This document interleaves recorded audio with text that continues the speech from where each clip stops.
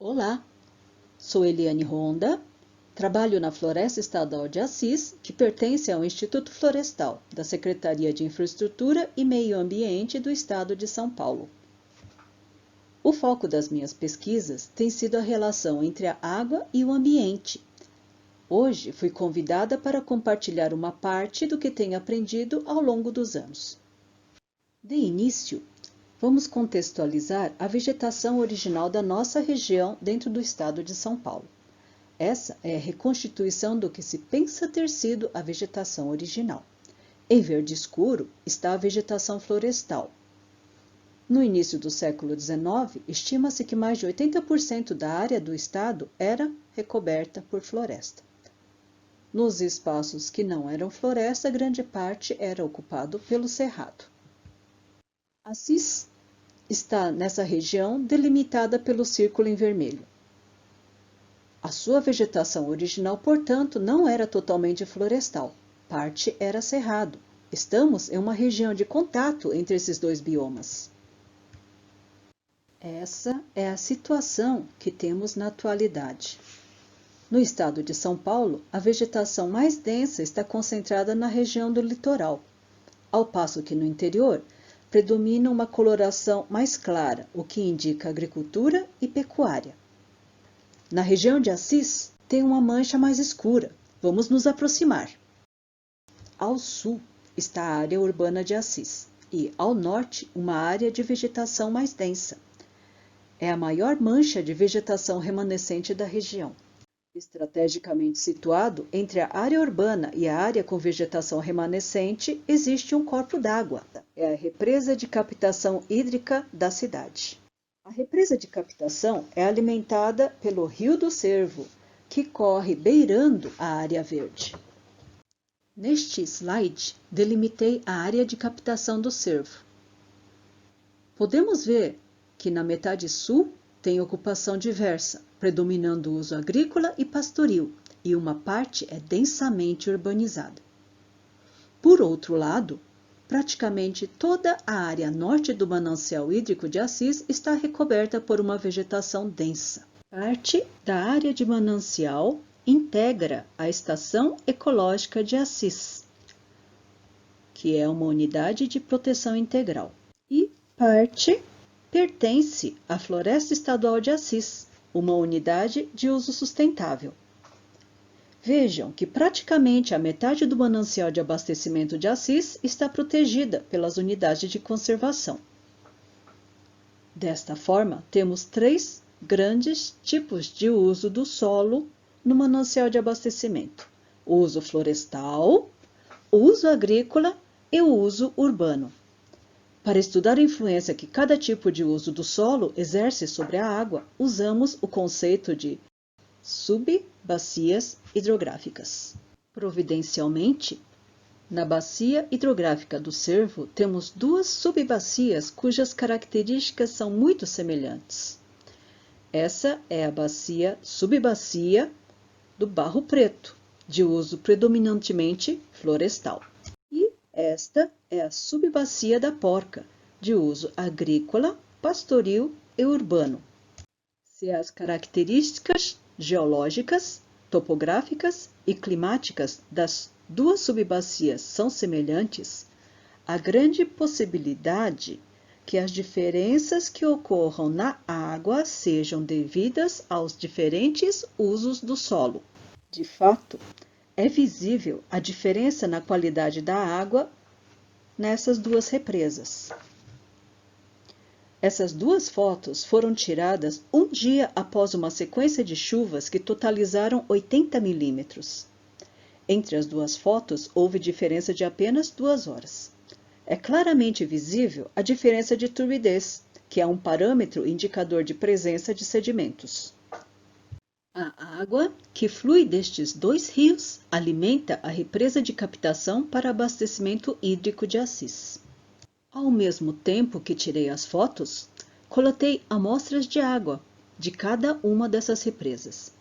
A água proveniente do Barro Preto estava bem transparente, nenhuma coloração aparente e a turbidez era baixa. A água proveniente da porca, por outro lado, não estava transparente, estava turva, e a coloração aparente era avermelhada. Na água coletada na represa de captação, notamos que a água límpida proveniente da área protegida não foi suficiente para diluir a influência da água proveniente da área agrícola e urbana. Se todas as condições de geologia, declividade e clima são iguais para ambas as bacias estudadas, e apenas o uso do solo é diferente, a conclusão óbvia a qual chegamos é que o uso do solo é que está condicionando a qualidade da água e que, portanto, as duas unidades de conservação estão fornecendo um serviço ecossistêmico maravilhoso e imprescindível para a população de Assis. Proteger o solo com uma vegetação estável e permanente é, de fato, a melhor maneira de proteger a qualidade e a estabilidade do fornecimento de água. Porém, em breve seremos 9 bilhões de habitantes nesse planeta e não vivemos somente de água. Para alimentar, vestir e abrigar 9 bilhões de habitantes, os demais usos do solo são necessários. Então, o que fazer? Temos também aqui no Manancial de Assis uma pista para a resposta a essa pergunta. Dentro do Manancial de Assis há uma subbacia, menor que as bacias da Porca e do Barro Preto, cujo uso é, predominantemente, agrícola. Como tem uma faixa de vegetação protegendo o pequeno rio, chamamos de Água da Matinha. O que essa bacia hidrográfica tem de especial, além da vegetação protetora nas margens do rio? A prática agrícola executada nela faz o uso de boas práticas de manejo, com a aplicação de métodos de conservação de água e do solo.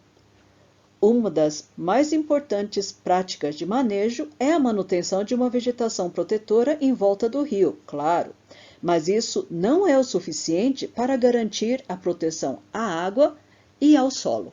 Outros exemplos visíveis de boas práticas de manejo aplicadas nesta bacia são a manutenção da superfície do solo sempre coberta e o plantio acompanhando as linhas do terreno, e a implantação de terraços para contenção de sedimentos e água movimentados durante a chuva. Na verdade, o objetivo principal dessas boas práticas de manejo é evitar que haja geração de sedimentos e excesso de água. Mas se houver geração de sedimentos e água, evitar que cheguem ao rio. Afinal, somente a vegetação protetora em volta dos rios não consegue segurar toda a carga de água e sedimentos geradas em uma bacia hidrográfica. É necessário, portanto, que a proteção ocorra em toda a bacia hidrográfica. Vamos conferir o efeito que o uso do solo exerce sobre o aspecto visual da água? Eu tenho uma foto que exemplifica bem o efeito dos diferentes usos do solo na bacia do Cervo. Em outubro de 2004, houve uma chuva com grande volume de água e tivemos a chance de coletar no dia seguinte amostras de água em vários pontos da bacia do Cervo. Naquela época, o Barro Preto ainda tinha uso agrícola, mas mais que 80% da bacia estava recoberta por floresta e havia mata ciliar em torno do rio. Então, visualmente, as 3 amostras coletadas ao longo do Barro Preto não aparentavam muita diferença. As amostras de água provenientes do rio Barro Preto eram semelhantes às amostras de água provenientes da nascente do Cervo, localizada dentro da Estação Ecológica de Assis. A próxima garrafa contém a amostra de água coletada na Matinha.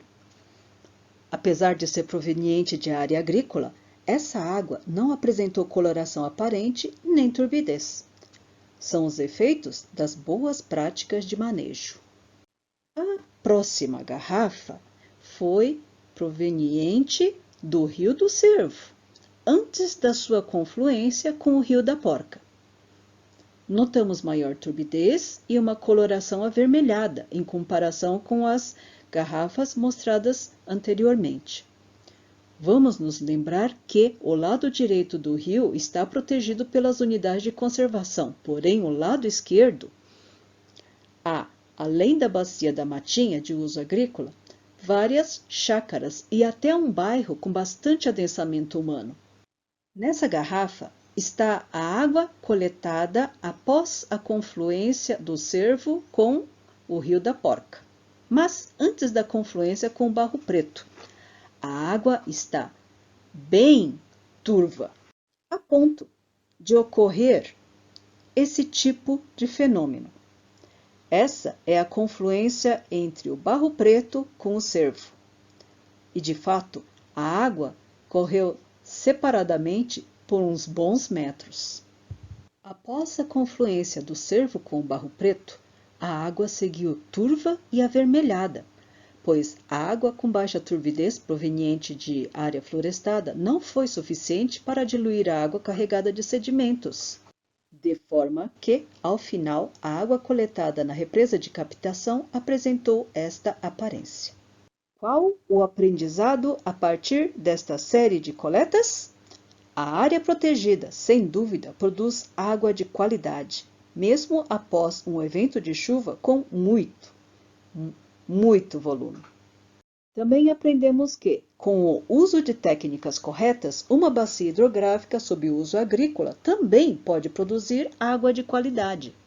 O problema ocorre quando a agricultura e pecuária sem cuidados conservacionistas e a urbanização. A urbanização é um fenômeno que tem se intensificado nos últimos anos e a pressão sobre a área de manancial tem sido muito grande. Como fazer para proteger a nossa água?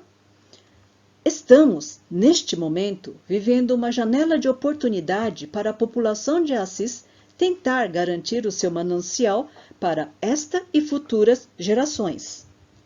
Esta é a página da Prefeitura Municipal de Assis, explicando o processo de revisão do seu plano diretor.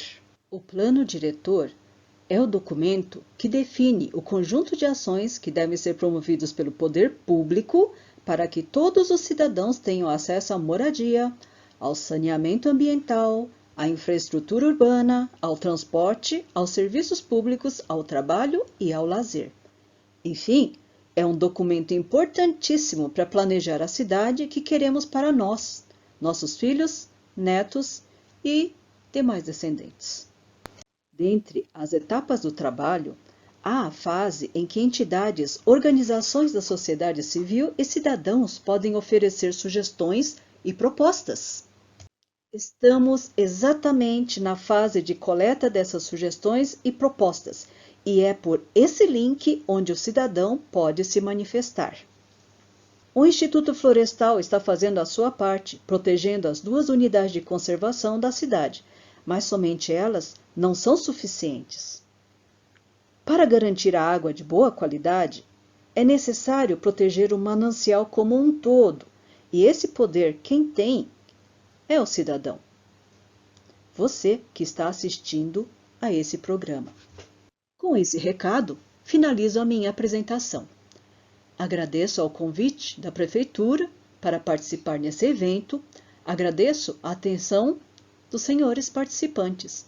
Muito obrigada.